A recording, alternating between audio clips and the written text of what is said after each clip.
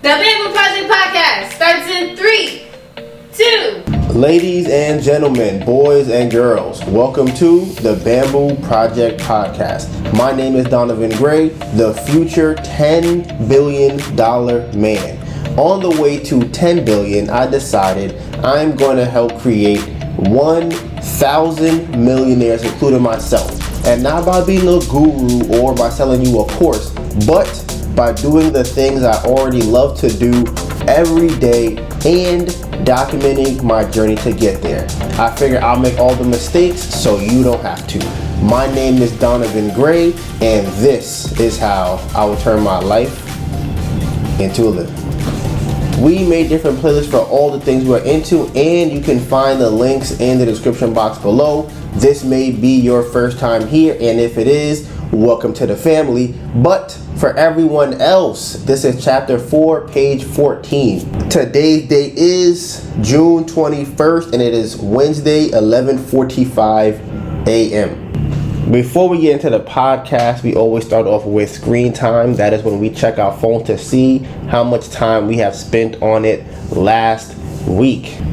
Okay, so last week, every day, I spent an average of 8 hours and 33 minutes on my phone each day. Damn. So 1/3 of the day I spend on my phone. I'm either on my phone, I'm sleeping, or I'm doing something that's not on my phone or sleeping. So my most used app was Twitter for 11 hours and 57 minutes. My second most used app was Mail for 8 hours and 58 minutes, and then Instagram for 7 hours and 4 minutes. My highest usage day was Tuesday for 12 hours and 18 minutes, and I was in my mail for 2.5 hours. I don't know what happened last week Tuesday. I picked up my phone on average 127 times per day, and my first used app after pickup is Mail. Baby girl, what was your screen time looking like last week? Last week I spent on average 6 hours and 22 minutes on my phone per day. 8 hours on Instagram, 6 hours on TikTok. Gmail I spent 4 hours, messages 3.5, Twitch for 2 hours. And that's funny, that's because I was streaming and like on my own stream versus me watching somebody else's stream. Yeah, follow me on Twitch, if you want to. And then let's see, I picked up my phone on average 146 times a day, and Gmail is my first app that I use after pickup. Subscriber check, you guys. So on our main channel, we are currently at 6,536 subscribers. And on the Candle channel, we are currently at 419 subscribers. Let's get into today's podcast. I don't know if y'all can tell or not, I'm a little under the weather. I've been trying to nurse myself back to health over the last couple of days. Shout out to my friend Dr.Sebi, who has been holding me down for the last 2 days. I don't think I've drinking that much tea in a very long time. I think I was at, we came home. What day was I sick? I've been sick since Monday morning. I woke up sick. I remember I was up drinking so much tea. I was just drinking tea. I'm like 4 or 5 cups deep of tea. I woke up and drinking even more tea. I'm like, all right, I got to figure out how I'm gonna get myself back to better, because we had a bad week for sales, and I'm like, okay, we had this other fair on Monday, but the burdock root tea, I definitely think it expedited the process with how long, how much quicker I got better. I'm still, like I said, I'm workable now. Now I can get something done, but you may hear by my voice that it's still on its way out. So that's kind of how I've been trying to treat myself over the last couple of days. So I guess, topic number one, as y'all kind of heard, was last week's craft fair. We have been having this conversation multiple times of us having our own craft fair, because it just seems that a lot of the times we'll go to fairs and they just aren't being run properly at all. There's only one fair that I feel like is actually run legitimately, and I don't want to say legitimately because that's not the proper word, that I like the way it's run, and that would be Grand Bazaar. My only gripe with them is that they only do it on Sundays, which I don't like, because hey, I'm trying to get to that money. I can't just be, it's only Sunday. If I make $600-700 on Sunday, that's it for the whole week. Depending on how bad we do on the weekend at Artisan Fleas in Williamsburg, the money we make on Sunday in one day might be more profit than we make in 2 days at Williamsburg. So that's kind of a trade-off that I've been studying the numbers from like over the last week, just to see where the money is going, how we're spending it, what our net profit is. I've been tweaking how much like we make, because I want to get exactly down to the final number of what is the net amount. Because if you go online, there are a bunch of different formulas for what net is, right? I've seen something, there's EBITDA is not net, but that's a formula to calculate how well your business is doing. People say you have net sales. If you go by Square, that's literally just what you sold minus the discounts that you sold it for. Like, that's really it. Honestly, I don't even think it accounts for fees to use Square. So now I have to go, okay, I'm going to remove the fees from our income. I'm going to remove the cost of goods to make the candles from our income. I'm going to remove the cost it takes to go to a craft fair from our income. I'm going to remove the loan that comes out of our money every single time that we get a transaction for Square. So I'm trying to calculate all these things, just getting closer and closer to what the more net value would be, right? We talked about it on the podcast before, that somewhere down the line we would start our own craft fair, because I think it's a very lucrative thing if done correctly. A lot of people aren't doing it right. A lot of people, I guess, see it as quick cash to go and charge a bunch of people $75 for the weekend. You charge 10 people that amount and you make $750 in a day, and then you know whatever, you make some money. But recently, even on one of the vlogs that are gonna come out, we went to a craft fair that was really bad. It was in a parking lot. There was probably 1, 2, 3, 4, 5. It was probably 9 vendors, maybe 12 vendors there, and it was half of a parking lot in a back street off a main road, and no one came to the fair. I ended up leaving early because I'm just like, this is a waste of my time to be sitting here cooking in the sun like pork bacon and frying myself on this hot ass concrete. So I said, I'm not trying to be sizzling out here and not making no money. If I'm making money, I don't mind a little sizzle. If I'm not making any money, I'm standing here in the sun with no one here. Here's how you know it's hot, right? Now, we have beeswax candles. That we chose to go with beeswax is because it's a harder wax. What that means is the candle burns slower than almost, if I say almost because I don't know if all the wax is, but I'm like 99% sure there isn't a wax that burns slower than beeswax, right? So the reason it burns slower is because it's a harder wax. A lot of time, people that sell candles have a problem with having their candles in warm environments. So much so that companies like Amazon do not want you to sell candles from their fulfillment center because it'll melt at the warehouse. And then it's a whole process or a whole issue. They ship it, it's leaking in the container and everything else. But with beeswax, the melting point is significantly higher, like significantly higher. So we're out in the sun, or I'm out in the sun cooking, sizzling out there, right? And I can start to see the top of the wax of the sample card get a little shiny. Like, it's not melting, but you could tell that it's definitely feeling some heat. And I'm like, for it to be feeling the heat out in this temperature, it's cooking. Like, I can see it, like it's not smudging, it just has a little shine to it, because normally it looks real like cold and hard and frosted. Now it looks like a little shine to it. So I'm like, you know what, I'm leaving here. They had a sign pointing to where the fair was at in the back street off a main road, and the sign that they had was pointing in the wrong direction.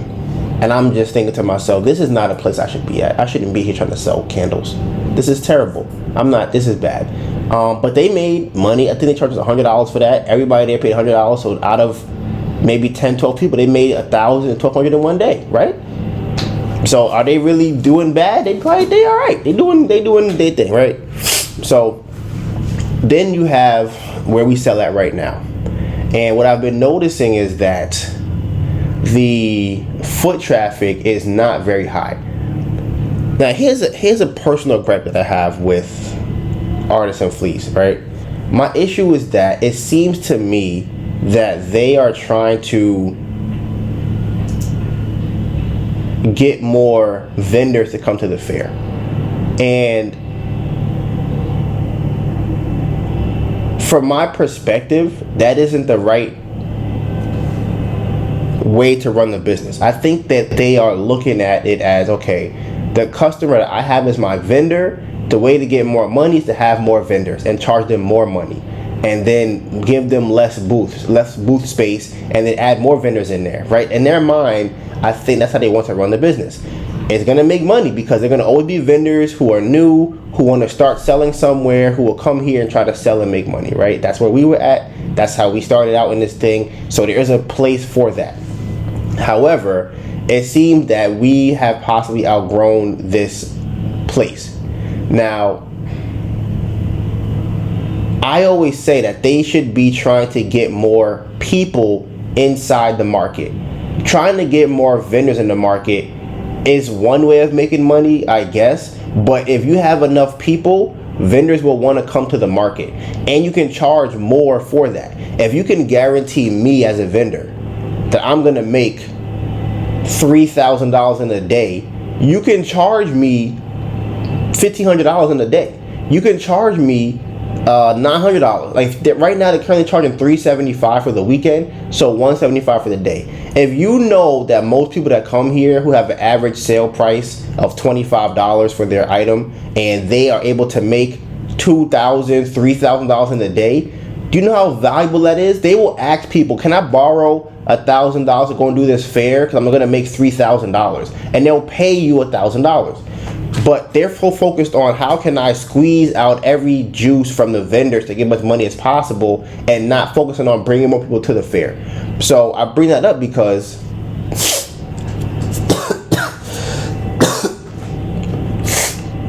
this weekend was a very slow weekend. It was so slow that other vendors were coming up to me, funny enough, asking me if I would come to a fair that they actually want to do. They're thinking about creating their own fair in Long Island City, which is a location in Queens. I would call it the Manhattan of Queens, right? A lot of high rises, a lot of expensive buildings, a lot of luxury people live in that area, right? That's kind of how that situation is set up. So she was telling me that she knows someone that will allow her to do some kind of event outside where she would have vendors, and she would charge everyone like $60 to be a vendor there. So she's talking about that. She also was saying like, hey, she told me she did 2 sales in one day this week and like 1 sale the week before. And I'm just thinking to myself, no one and no vendor would stay doing this long term and also have a positive review about it. And the reason why that's important is because vendors are going to talk. They're going to tell other vendors like, hey man, I went to this place and there was no money there.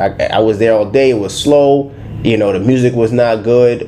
And whatever else they'll say to other people. So when it gets slow, that's all you see is people walking around, they chatting like, oh man, it's so slow in here. I don't know what's going on. Why we stayed till 7 today? Oh my goodness, it's so bad in here. It's so slow. That shouldn't happen that frequently, right? There should be ads that they run to bring people in. But here's what they do. They run ads to find more vendors. You know how I know? Because the ad came across our screen, right? And we're in the ad, funny enough. So they're saying, hey, come to the vendor thing and you can make all this money at the vendor, whatever, right? So here's something that happened that I definitely will change going forward. they come up to me and Melissa and they go, hey, we hired a company to help us run ads and we wanted to help in a video. We're like, sure. You know, I'm a superstar, I'm famous. I think I have one of the most highest viewed videos on their page. I was like, of course you want to ask me for me, right? So they say, okay, how the video is gonna go is we're gonna ask you a question. Okay, you're just gonna answer the question into the mic. The question is, how much money do you make on average per day at Artisan Fleece? And then they go, okay, we're gonna tell you how much to say, right? And I'm like, sure. Now in my mind, I'm thinking, okay, they're gonna give us a number that is probably as much as we make or somewhat lower, right? That's what I'm thinking. As y'all know, on average, right now we do about, if you extrapolate every day that we've been at a fair, $600 to $650 a day on average, somewhere in that ballpark, right? They told me for this ad to say that we make $1,500 per day at the craft fair. And I said it. I'm like, yeah. I get the whole, I'm like, shook my beard. I'm like, how much we make? Like $1,500 a day. Now, in the moment, I didn't think anything of it. But then afterwards, I'm like, that's how somebody gets caught up. Like in situations like that is how you end up having, listen, they didn't even pay me for that, which is even crazier. Because another vendor might see that ad and go, oh, I can make $1,500 over here. I'm gonna go to that fair. And now because of an ad I played a part in, someone will come to the fair with the wrong expectation. So something like that going forward, I'm gonna have to work on not being a part of like, yeah, listen, I'll say how much we make or something like that. My problem in situations like that is I'm always a what's the word I'm looking for?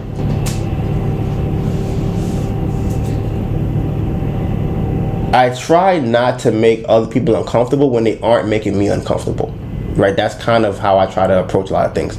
So he kind of seemed like, hey, you know, it's just a thing that we're doing for a video. It is what it is. And then at first when they said it, I thought to myself, okay, I'm gonna say how much we make. And then they followed up by saying, okay, we're gonna tell you how much to say, even though you probably don't make that or not, right? So $1,500 a day is crazy. And I don't know anybody else's pockets, right? I don't say pockets, I don't know. The vendors that I know that have been there were not making $1,500 a day. The only person I've ever seen that did that was this clothing company. They were selling like $75 custom made clothing. They were doing 20 sales a day. And it's kind of like, that's not terribly bad, right? But that's how much they have to do every day at an average sale price of $75. So most people don't even have products at that cost or at that price. And most people don't even get 15, 20 sales in a day anyways. So that means that people have to be selling $100 items and getting 15 sales for the item. That's not what I see in a fair. And from talking to people, that's not really what I hear. So these are one of the things I was talking about when it comes to the fair not going in the right direction. Was even worse. Were you with me on Sunday? You were there, right? No. You weren't? Okay, you weren't there on Sunday. Yeah, so we had been asked to go to another fair, right? And this is 100% on us to do this, right? Because we know not to do these kind of fairs. We know that these fairs don't make the money that they should make, right? But desperate times call for desperate measures. So we figure, you know what? Let's try it out. Now, I saw a quote recently by Alex. Okay. And the quote that he gave was, if the plan requires luck, it's not a good plan.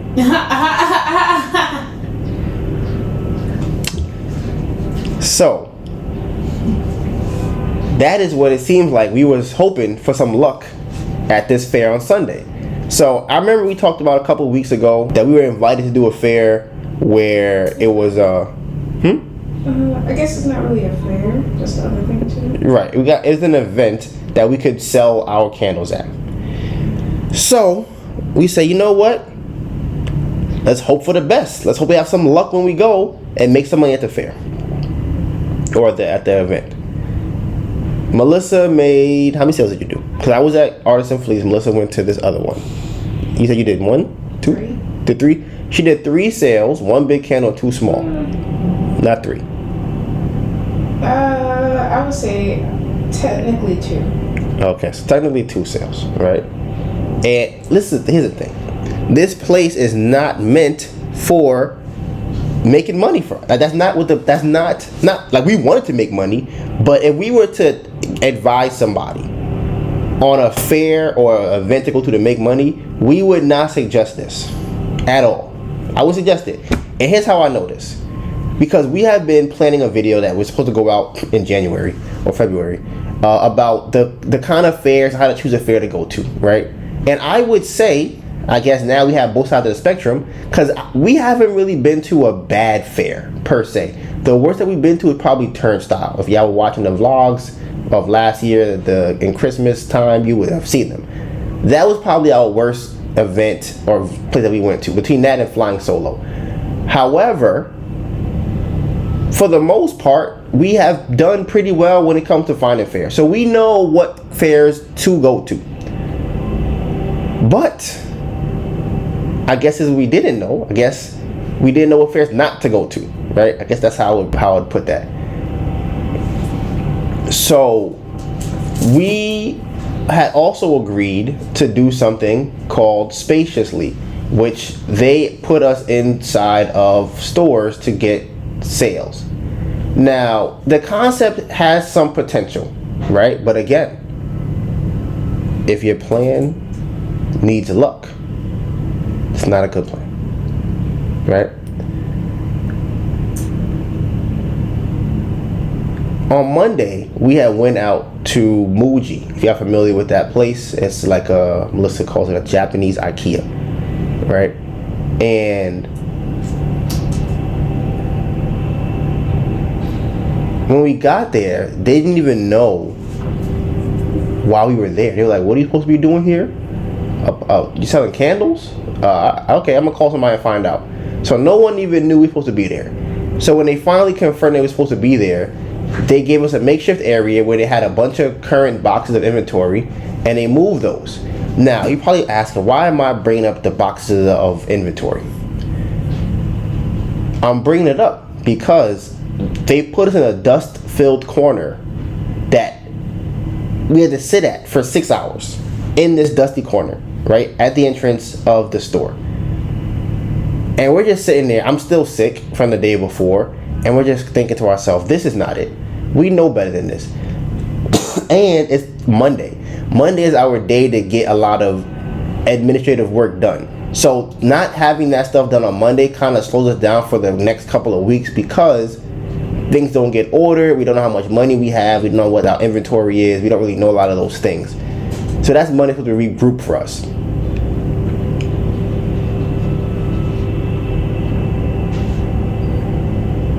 While we were there, we decided this is not it. We have to leave this, because I'm sick. I can't. I'm even worse because the dust is all over the place. I remember I went somewhere in the store. I came back. I accidentally left my water open. There's dust in my water. I went to go get tea. I'm spitting outside all day for the hours that we were there. And we got a couple of sales, but it just wasn't conducive for what we were trying to do. So while we were there, we decided, okay, we need to have some hard nose. Like, we need to have a framework that we operate by when it comes to choosing events to do. If the person don't have 1,000 followers, we not even responding. Like, we shouldn't even respond to less than 1,000 followers, right? If it's not even an event, if it's not a money-making event, we probably shouldn't be there either, to be honest with you. I don't think that's a place for us to go to. And also, their like ratio to their follower ratio has to be decent. How much engagement are you getting on your Instagram, right? Then once we do that, that's like the preliminary. Before we even talk to them, then we should talk to them and go, how long you been doing this? This is your first one? Man. Holler at us at the next 15, 25 that you do. We'll be back. Because the first one means we have to listen. I understand because we're a small company. I get it, right?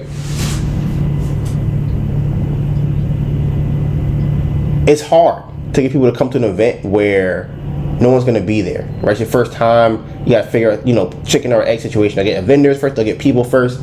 I get it. As a small business, I understand. But I'm not going to be the one to lose money now to help you figure that out. I am not in a financial position to be able to do that and spend time at these events as a service or as, what would you call that? Philanthropy. Okay? I'm not a philanthropist to be able to give away my time like that. I don't have the value. I don't have the time to spare to not be making money, right? Or getting my sleep, or resting, or doing administrative work, or building the company. I don't have the time to go to a fair that's not going to make us money. So we learned that over the weekend. And mind you, like I said, we had to pack all morning, had to get up early for the most part, go out there and do that thing on Monday. We just realized, okay, this is not it. So right now we have, what do we have? Yeah, I don't know. I'll say next month we have 2 weeks at Chelsea. From our past history, I'm not sold on Chelsea as it stands right now. This is us testing it out because this is supposed to be a warmer time. People are outside and they might come by Chelsea more often. So that's what we're hoping we're going to see. If they're both super slow, then the only thing I would have to check again would be maybe like October-ish and see how October does. But other than that, that means that it's a dud. So that brings me to our next topic, right? We have been trying to figure out this online thing, and selling candles online is its own behemoth of a thing. But there are a lot of parallels between selling a product online and selling it at the fair. The biggest thing that we needed to find out and get was feedback on the website. Because in the fair, you get instant feedback. You come to the fair, like if we're sitting at the table and people are walking by and not looking at the table, that means that the table does not entice them. Okay, now it's instant feedback. So now we have to update the table. If someone comes to the table and goes, oh, what do you guys sell? That means boom. They don't even know what we have from looking at the table. They'll see some nice tables, some nice setup, but they can't tell what we sell. So we iterate and we change that. Okay, now they come to the table and go, oh, I like that table the way it looks. I see you're selling candles. What sense you got? What's going on here? What's the deal? So now we have to figure out a way to tell them about the candle. And we have to do it in a way that makes them understand the value of the candle. Up until now, our website was pretty much, hey, you bought a candle at the fair, you can also buy it online. That was it. It was not optimized to bring people to the site and buy stuff. It wasn't for that. It was like, hey, you want to repurchase? We got you on the website, right? So we found some websites called Hotjar and Lucky Orange. And how the websites work is it allows you, or not it allows you, it does it for you, where it'll screen record all the sessions that come on the website, right? So I can now visually see where somebody might have an issue with the website. If a page doesn't work, I can now see it in real time, because I have no way of knowing that if I'm not working on that page. So for example, there was a link at the bottom that says calendar. I wouldn't think that doesn't work. I'm not looking for that. When I come on the website, I'm trying to change the prices, I'm changing the pictures, I'm changing the content, the copywriting, I'm changing the setup and the orientation. So I'm changing. I'm not checking to see if the link at the bottom or the calendar link at the bottom. I'm not looking at that, but somebody else might.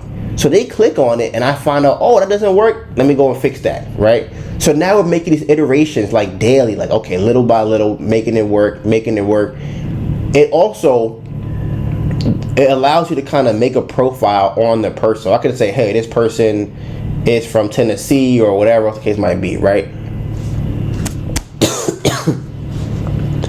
So this has been a very useful tool right now, because up to this point, when we're making the website, it's pretty much just been us guessing what might work. And that's a crazy thing to do. That would be like, you know what that would be like? Here's how crazy that would be.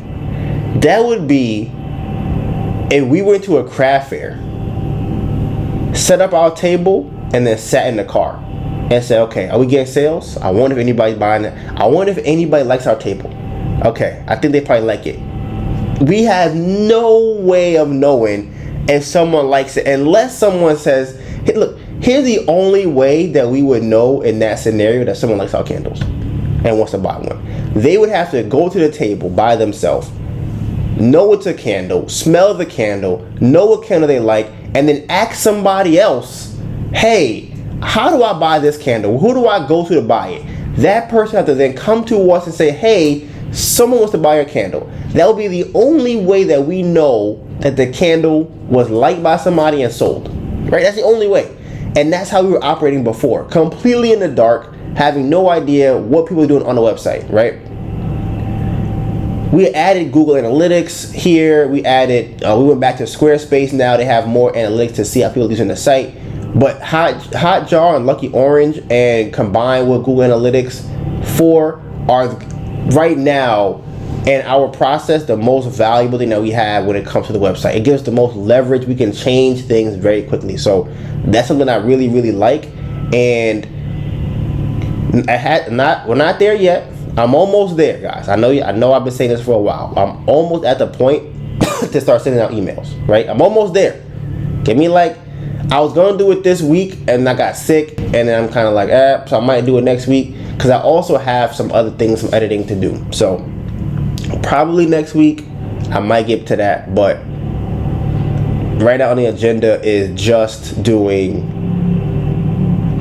on the current website. So the next thing I had on my agenda for today is the house. So shout out to David Santos. I believe that. Let me check if he wrote me back again. So he had offered to buy the house subject to. So I'm open to selling the house to him. Like, I have no problem selling to him subject to. If he knows how to do it, by all means. I don't lose anything in that situation if he wants to buy the house subject to and flip it and do all whatever else needs to be done to it, right? So I guess, and someone else pointed out that the house sale is not technically done because we still more or less own it, which is true. So if David Santos wants to buy it, he could have it. If anybody else wants to buy it, you can have it. But I'm not doing anything with the house. The house is going to sit there until it sits there. And I was called recently about the dog doors because a guy, I guess, canceled his card. And I'm just like, bruh, I'm not thinking about this house no more. So the guy had called me, one of the people that work at dogs, and he was saying that for them to remove the doors, they need a confirmation from me. So I emailed a confirmation, and then they're just like, hey, we need a confirmation for. I'm like, bro, y'all playing games now at this point. I'm like, if y'all want the doors, come take them. Like, I'm not about to fight you over the doors. Whatever y'all system have y'all set up, do that. Run that and take the doors. 'Cause I don't want no part of these doors anymore or part of the house. So we're gonna see if David comes through and buys the house. We're gonna see if somebody else wants to come and buy the house. But like I said, as it stands right now, the house is just sitting there. I also started the credit repair situation. I don't know if I had paid the last time. I feel like I did pay the last time we had the podcast. Listen, I'm all for it. I'm when I think about it, I get a little excited. If my credit score goes from a 545 to a 600, we are going to honeycomb credit, and we are applying for their loan situation. So like I said, shout out to Gigi. I'm hoping that she come through. They sent me an email and they pretty much told me all the reviewed or negative items they're gonna try to get removed. And this is a side note too. It seems that a lot of people are coming back, are finding the YouTube, the trail videos. I don't know what it is, but you get a lot more comments than we've been getting in a while. Yeah, so June 18th, that's 2 days ago? Yeah, it's Monday. They challenged multiple negative items on my behalf. So there's 1, 2, 3, 4, 5, 6, 7, 8, 9, 10, 11, 12, 13, 14, 15, 16, 19, 20, 21, 22, 22. So they challenged 22 items just on Experian alone, right? But we need TransUnion to be higher. So for TransUnion, what's the word I'm looking for? What did they do? Challenge, right. For TransUnion, they challenged 1, 2, 3, 4, 5, 6, 7, 8, 9, 10, 11. So we're gonna see. Like I said, if my credit score go back up, and I honestly don't even need to be that high. I just need to get to about 600, 650, and I'm good. That is the goal, to 600 or 650, and we can get access to some capital and actually make the move that we should be making. Because after looking at the numbers this weekend, I do not like what I was looking at, because we should be making more money. And I didn't even talk about that with you guys. I had to go and pick up the 1,000 vessels this weekend. It finally came in. So we have that. It's on this huge pallet. I'll post a video and a picture of it so y'all can see it. And I think that it'll help us make more money. I don't know how much more, but I do know all the prices are about to go up. I think the big candle, I want to do a burn test to see how much grams it burns per hour. And then I want to raise that price to like 50, maybe like $52. And honestly, that's what it is on the website right now. On the website, it's $49. So I think the peak price for that candle is $65. That's in my opinion. I think $51 is kind of like, this is a nice candle, right? And I think, here's the thing. Here's what I really like about it. Here's what I like the most, okay? I'm going off a little tangent real quick, okay? Just bear with me. It's very hard to know when we're doing the right thing if things are not going right. Right? Isn't that like, we had came home the other day and looked at the board that we have on the kitchen wall, and we have a bunch of to-do items on there. We don't really check that board often, if at all. And Melissa decided to check it yesterday, just randomly, and she's like, wow, everything on this board we did. We checked it off. We have the vessels, the medium size. We have the bags. We're doing your credit. We have the perfume. We have both sides of the perfume. We have all of the stuff that's on the board that we were supposed to do. But the process of getting it is so treacherous. Is it even working? Are we even moving forward? Because every time we move forward, it feels like it takes so long. But then we'll sit back and think about it and go, it's only been for 5 months. It's only been 6 months. We started this year off with the car getting repossessed. We were trying to deal with the house situation. In March, we ended up doing Chelsea 3 weeks in a row, which is not the plan to do. Then April came. April was just kind of reactivating ourselves from March. And then it was May, which is us trying to find the money or spend the money to buy all the new stuff that we need. And now June, basically, it's the middle of June. So it's just coming up really fast, right? So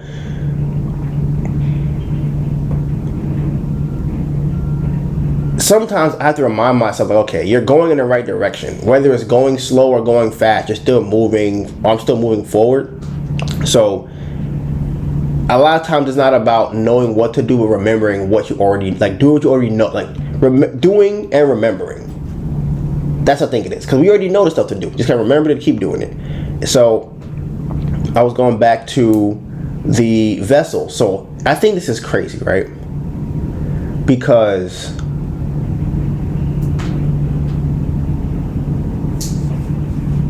when it comes to business, something just as simple as adding products can change your whole business. I just think that it's crazy that adding products can just increase your business dramatically. And we raised the big candle. Think as a consumer, right? You go into a store, you see this candle costs $51, $52, right? And I tell you, this is our flagship signature candle. I like flagship better than signature, by the way. But this is our flagship candle, right? And then you go, I don't really want to spend $52 on that candle though. I'll get the $30 one. Let me get the $32 one. I'll get that one. And you go, all right, cool, no problem, right? That, just something like that makes a person go and buy the $30 one as opposed to the $52 one. They don't know that we never had that candle size before. So we were only selling $15 candles before. So now, if we raise, this is the plan that we have. This is the plan, okay? It's a master plan. We're gonna raise the small candle, the 3-ounce, the 20-hour burn candle. We're gonna raise it to $20. It's currently at $15, right? We're gonna have the medium candle at $30-something, right? Honestly, we could probably do 33. If we put the small one at 20, we could probably do 33 for the big one, right?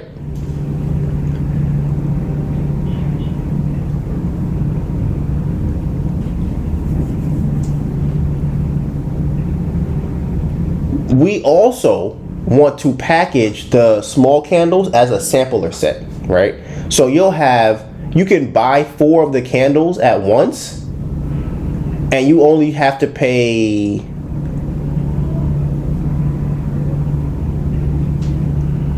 what was the number I said before? I forgot. I always had that number. 32?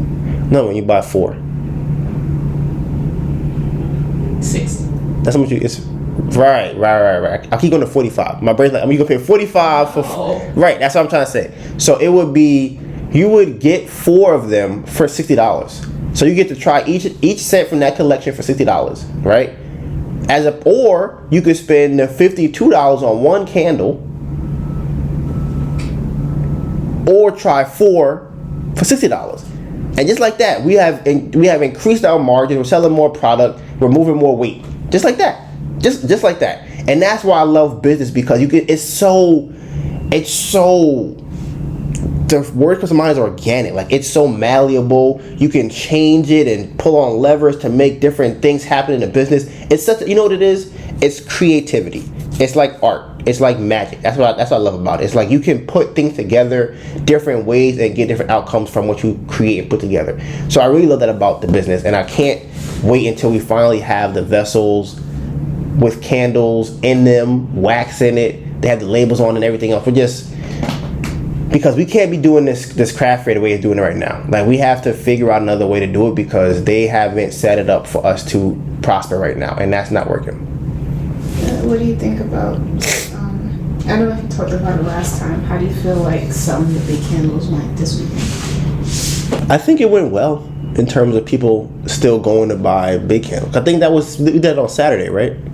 So on Saturday, what we tried was just having the big candles out for the whole day. We talked about last week, we did it for like the end of the day. So on Saturday, we said, okay, we're just gonna have the big ones out for the whole day. And people bought them. We did 17 sales. I think we might have sold 12 big candles. And let me double check something, see what we did. So right, we did 17 sales, and we sold how many big candles? 11 big candles. 11 signature candles for $39. That was by itself $429 on just big candles. And that's simply us just taking the small candles off the table. That's it. Let's see, the last time that we had a day where we did double-digit big candle sales we made almost $900. Ever since that day, we just went downhill from there. Because I remember, I think it was like we just got the sign up or something like that. Yep, it was Memorial Day weekend, 28, 27. So we did 884 and then we did 885 those 2 days. And then honestly, June 3rd, we did 812. But after that, it was 696, 420, 658, 495, 559, 345. That's crazy.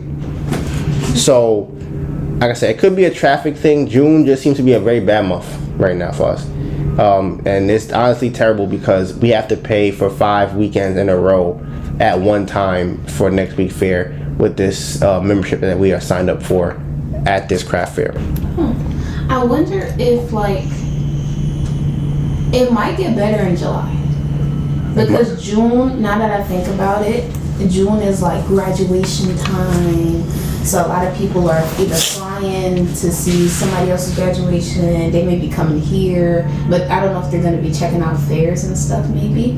So I'm speculating that maybe that might have something to do with it. Right, hopefully. So we're gonna see, because it ain't it right now. It is not it. But we're gonna keep our head forward, keep pushing, and see what comes from it. Hello. Oh, a lot of malfunctions happening.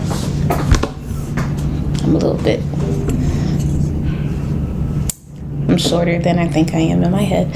Hi guys, how you doing? So a lot of things have been going on this side over here. So I've been working on being more feminine more often, and I know you're like, being more feminine, Melissa, you're like the most feminine person that I know. I'm like, I know, right guys? I know I'm like the most feminine person that you know. Yeah, so what that looks like to me is doing skincare routine, very extensive or whatever, starting off with your cleanser, then your toner, then your serum, then your moisturizer, and then depending if it's day or night, you know, that'll change the serum that I'm using. And if it's daytime, I gotta put sunscreen on top. If it's nighttime, I'm putting on a healing ointment. So I didn't do it today. I've been slacking these past couple of days,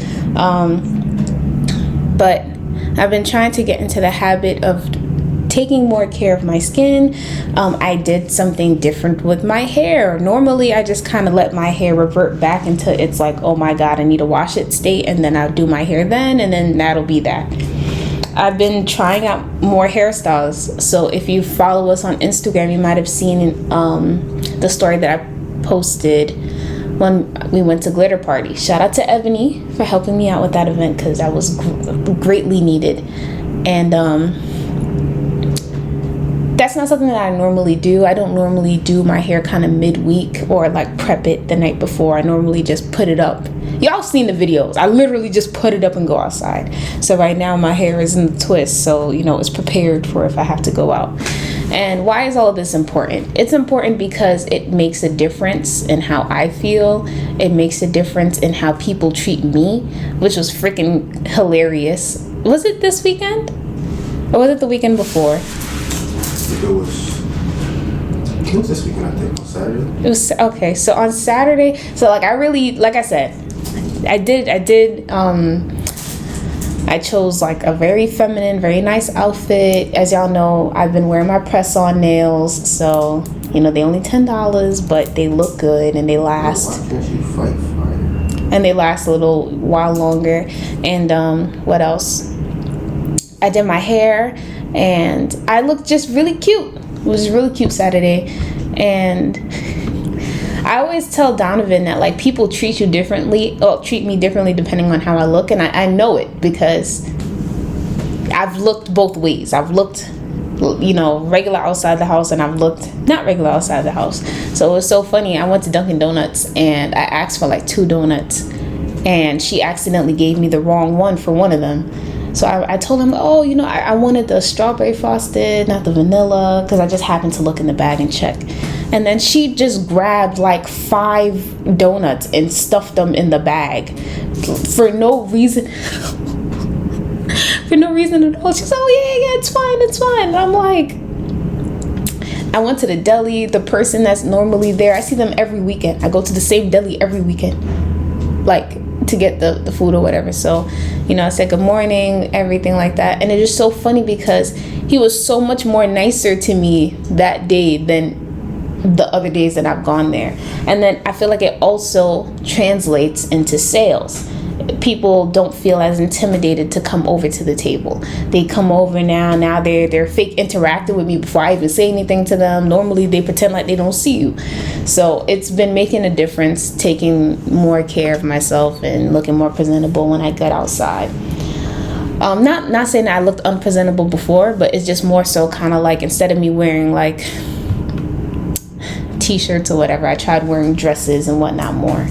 So there's that. I have not been journaling as much as I want to. It's been out of sight, so it's been out of mind.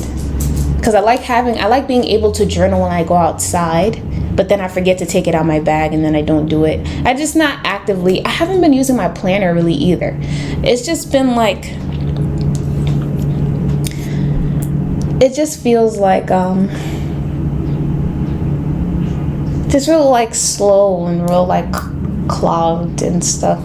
But I'm hoping that today is going to be like a real refreshing day.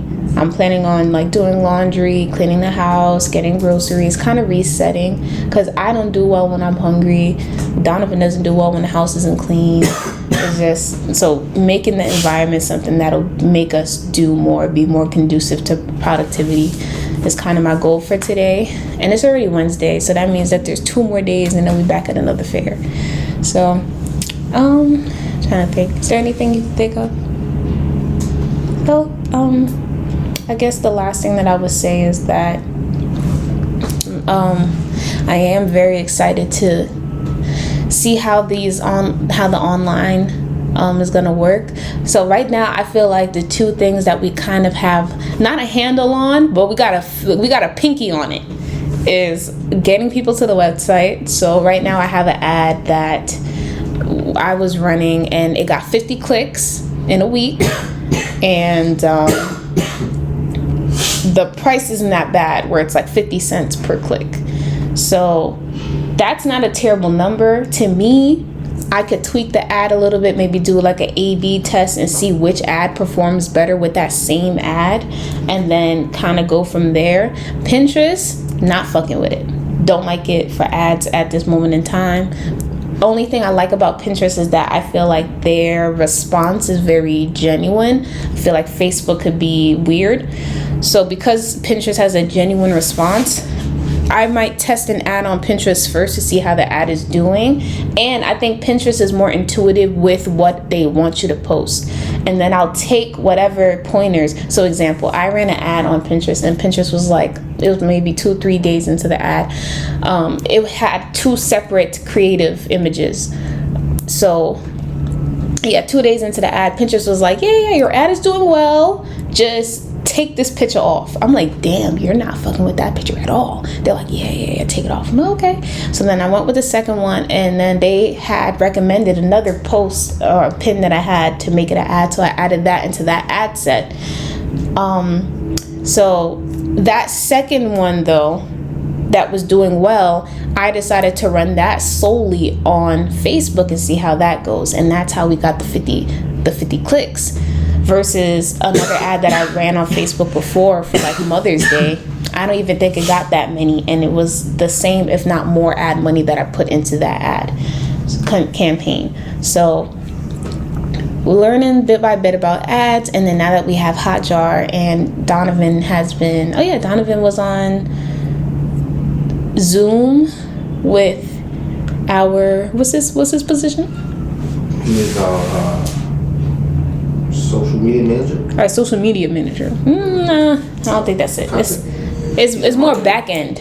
Oh, yeah. I don't know what to call him. Right, our marketing specialist, our IT specialist. I don't know what to call him. But Donovan was on Zoom with him, I think yesterday or the day before, and they were connecting GA4, Google Analytics 4 to Squarespace. So that way we can have a full picture of what everybody's doing before they come to the website and what they're looking for. And like I said, it's just, or like Donovan said, the timing of things, it just feels real slow. It feels real sluggish, because when you have so much responsibilities and so many different things weighing on you, like, you feel the weight every day. You feel the weight every day. Like, right now, we are Rock Lee, we are Goku. Before they take off their wristbands and drop it on the floor, when that weight is gone and you can actually move, that's gonna be us. So we are just gaining the muscle through the weight right now. Honestly, for us, I'm gonna give us a pat on the back, because we've been able to learn so much. We've lived so many different lives in the past 5 years, and we have been able to live off of the candles. Like, in the first year of it being a business. And that just speaks to the profitability of it. Being able to pay back debt with it is just it's crazy, because it's not a huge thing, but it's on its way there. The fact that it can sustain us during this time period is insane. So we're just going to keep growing that and keep moving forward. And then the only other thing I'm going to ask y'all to do is subscribe to the Ember Chemical page. Especially if y'all want to support. If you want to support us, subscribe to that channel, because right now we have officially hit over 4,000 watch hours on the Ember Candle Co. page. We have hit that requirement. The only requirement we need to hit now is to get them 1,000 subscribers so that we could be monetized on that channel. And I know y'all love the vlogs. We love them too. We love watching it. I don't know if I'd say we love editing it, but we love watching it. And editing it is not a bad experience. It's just so hard to prioritize which things need to be done.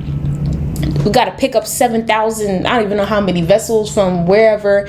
Like, got to plan things, got to figure out online. Like, we have to still live. So dedicating the amount of time that we do to the YouTube channel, we want to do it. We want to continue doing it. It'll be so much easier to do if we were getting a check from it and putting it towards all the other things that we're growing. Because right now we don't get paid for the time that we put into the YouTube. So you subscribing for free will help us get paid. Just remember that. Tell your friends. You got a son or a daughter, go on their YouTube, subscribe. Like, come on, y'all. Let's get this moving. And that's the end of the League of Villains segment. And then the last thing about this week that I kind of wanted to just put out there into the universe is the new office space. So it does work. I like it a lot, and I just want to make sure that I can continue to keep doing it more often, because I did talk about this last week, the productivity thing. When I went there last time, I was I don't know what day I was in there. But I don't know if we did a podcast yet or not. But either way, when I was inside of the warehouse, or the store, the office, excuse me, it's very quiet in there. And I was editing the vlog, which by the time this video will come out tomorrow, so I know last week's vlog on YouTube is late, and I'm working on it, but I do think if I can stay consistent and go into my office, I can get more vlogs out frequently, and I can have them kind of backlogged, ready to go out. So that's kind of something I'm excited for, to see if it comes to fruition. But as we saw with our board that we have in the kitchen, it'll happen. I can't tell you when it'll happen, but there'll be a time where the vlog is going out at a certain day, certain time every single week, or once we start having more things in order. So we're just making moves. All right, we're gonna keep our head down, we're gonna keep pushing, and we're gonna get to the end. That's all I can say. There's nothing else really left other than roll with the punches for us and just keep going forward. Because what's the other option? Just to not do it? Like, that sounds crazy. So